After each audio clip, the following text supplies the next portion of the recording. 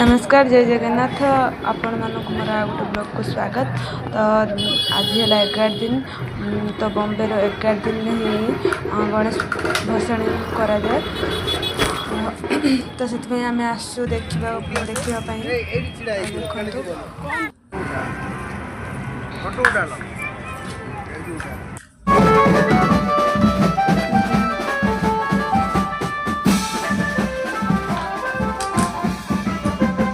DJ तो ban हो जाए। तो एथर डीजे हूँ सरकार तरफ बैन कर देती भी समुद्र पाखक छाड़ू ना भसाणी करने।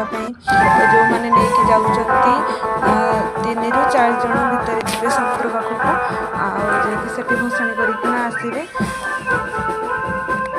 बेसी लोक एलाउ ना समुद्र पाखक। तो ये हूँ खावाई दिहला बड़ा पाव बिस्कुट देखिपे समुद्र कूल केते लोक कि समुद्र को तो छाड़ू ना। समुद्र रहा ढेर बाट। तो समुद्र कूल पाखे ही माने लोक ढेर अच्छा बहुत प्रबल मात्रा लोक अच्छा। तो समुद्र भसाणी देखिए आसूलु आउ गोटे ठाकुर विसर्जन